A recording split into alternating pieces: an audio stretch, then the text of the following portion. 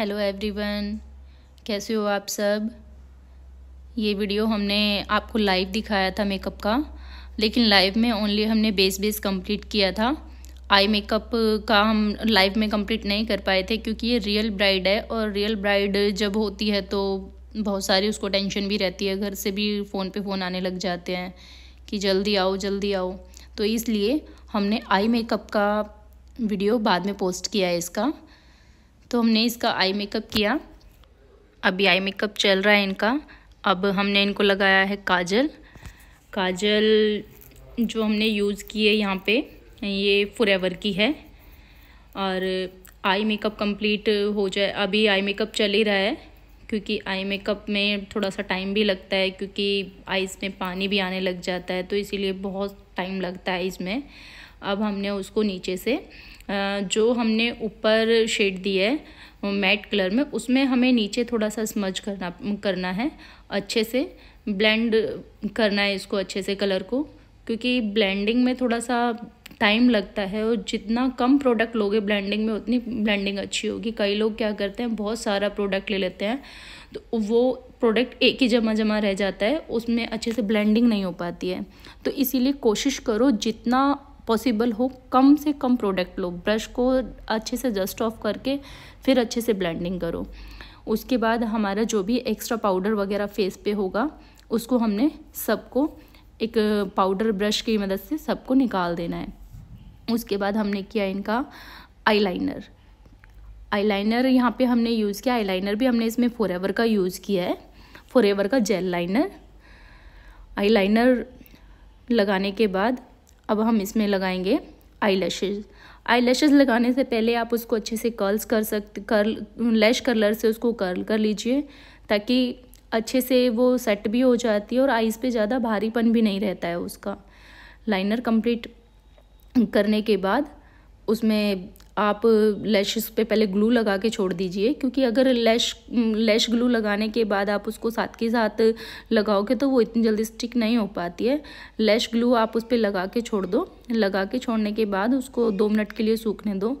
सूखने से वो थोड़ी सी स्टिकी हो जाएगी और उसके बाद वो आईज़ पे अच्छे से सेट हो जाएगी। तो हमने इनका किया है यहाँ पे आईब्रो शेडिंग। आईब्रो शेडिंग के लिए हमने यहाँ पे यूज़ किया है के ब्यूटी का ब्राउन जेल लाइनर।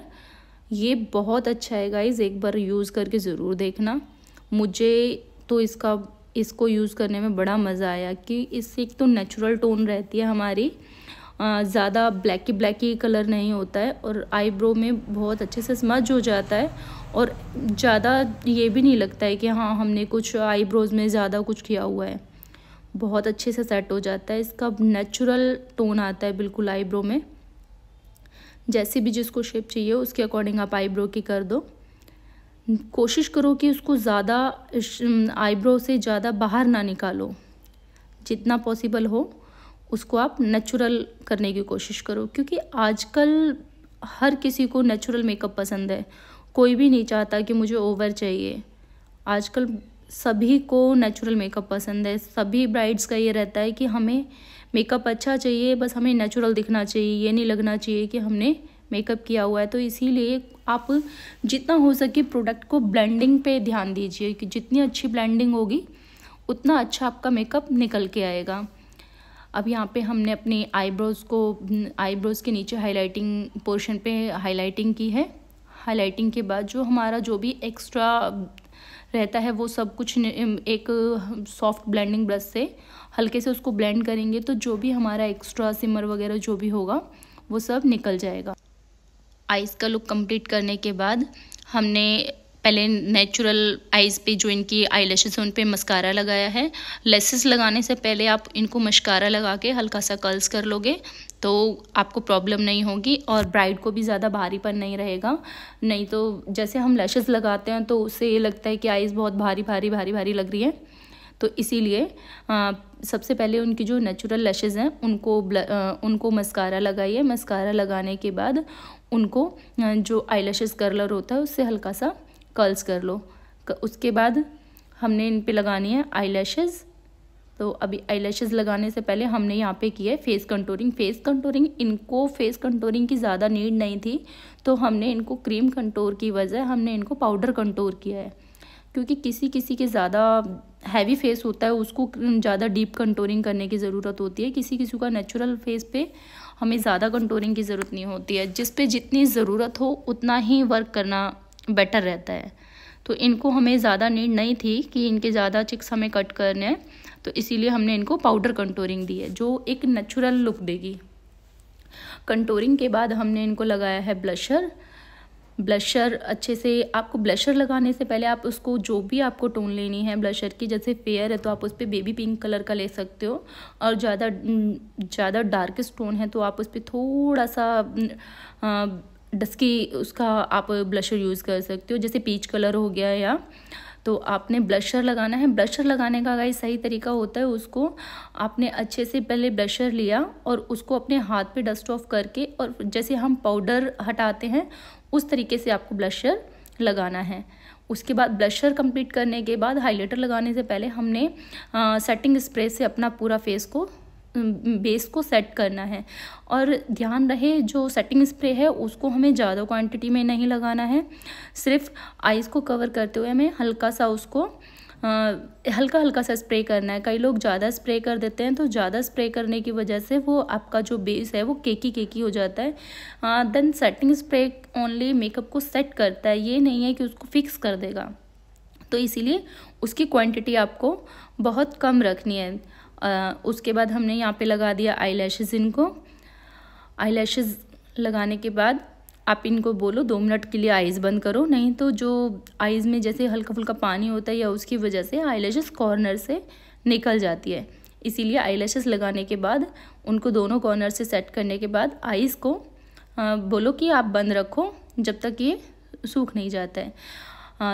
उसके बाद हमने यहाँ पे किया है फेस हाइलाइटिंग करने, हाइलाइटर लगाने से पहले हमें सेटिंग स्प्रे ज़रूर यूज़ करना चाहिए, क्योंकि उसके बाद हमारा हाइलाइटर जो है बहुत अच्छे से लगता है। हमने सेटिंग स्प्रे यूज़ करने के बाद यहाँ पे लगाया इनको हाइलाइटर लगाने के बाद अब हम करेंगे इनकी लिपस्टिक कंप्लीट, क्योंकि रियल ब्राइड तो बहुत जल्दी रहता है कि बहुत फास्ट हाथ चलाना पड़ता है। ये लगता है कि भाई हाँ कभी भी घर से फ़ोन आ सकता है इनको ले जाने के लिए। उसके बाद बस हालत ख़राब हो जाती है कि इनको जल्दी रेडी करो। उसके बाद हमने आप हाइलाइटर लगाने के बाद जो ब्लशर ब्रश है आपका, उसमें आपको प्रोडक्ट नहीं लेना है, उससे आपको हल्का सा बस एक जैसे आपने ब्लशर लगाया उसी डायरेक्शन में दोबारा लगाना है, क्योंकि कई बार ज़्यादा हाइलाइटर हो जाता है तो वो आपको ब्लशर ब्रश से कंट्रोल हो जाएगा और वो दोनों स्मज हो जाएंगे एक दूसरे के साथ, तो वो बहुत ही अच्छा लुक आएगा। उसके बाद हमने इनको लगाई लिपस्टिक हमने यहाँ पे यूज़ की है यूरोप गर्ल की लिपस्टिक पैलेट हमने यहाँ पे यूज़ की है। बहुत अच्छी लिपस्टिक है, पूरी पैलेट आती है, आप उसमें कोई भी कलर बना सकते हो लिपस्टिक का अपने चॉइस के अकॉर्डिंग। यहाँ पे हमने इनको दिया लिप शेड कंप्लीट करने के बाद हम आपको दिखाएंगे इनका फाइनल लुक, और आप हमें बताना आपको इनका फाइनल लुक कैसा लगा। आपको वीडियो पसंद आए तो लाइक शेयर एंड सब्सक्राइब ज़रूर कीजिएगा। और गाइज़ अगर आपको कुछ भी पूछना है तो आप कमेंट बॉक्स में कमेंट कर सकते हो, उसमें हम आपका रिप्लाई ज़रूर करेंगे। आपको इनका फाइनल लुक कैसा लगता है हमें ज़रूर बताइएगा। बस अभी कुछ ही देर में हम आपको इनका फाइनल लुक दिखाएंगे। हमने लिपस्टिक कंप्लीट करते करते अभी हमने इनको आईज़ खोलने के लिए बोल दिया है कि हाँ थोड़ा आईज़ खोलो, अगर लगेगा कि कोई प्रॉब्लम है तो उसको अभी सेट कर देंगे, क्योंकि अगर साथ के साथ आईज़ खुलवा लेते हैं तो वो लैशेस स्टिक नहीं होती है वहाँ पे उसको निकलने का ज़्यादा चांसेस रहते हैं। अभी यहाँ पे हमारी लिप शेड कंप्लीट होने वाली है। लिप शेड कंप्लीट होने के बाद हम आपको इनका पूरा लुक दिखाएंगे रेडी होने से पहले का, पूरा ड्रेसअप होने से पहले। तो ये है इनका फाइनल लुक। हमारी ब्राइड रेडी हो चुकी है बिंदी लगा के। यहाँ पे हमने इनको ज्वेलरी सेट वगैरह, हेयर स्टाइलिंग वगैरह सब कुछ कंप्लीट कर दिया है और हमारी ब्राइड बहुत खुश है। वो आप उनकी स्माइल से आइडिया लगा सकते हैं कि हमारी ब्राइड कितनी खुश है। ये है इनका फाइनल लुक पूरा ड्रेसअप के साथ। तो गाइज़ आपको इनका फाइनल लुक कैसा लगा आप हमें ज़रूर बताइएगा। इसका फर्स्ट पार्ट देखने के लिए आप हमारे पेज पे लाइव वीडियो जो हमने डाल रखी है वो देख सकते हैं। लास्ट तक बने रहने के लिए आपका बहुत बहुत धन्यवाद। Bye bye.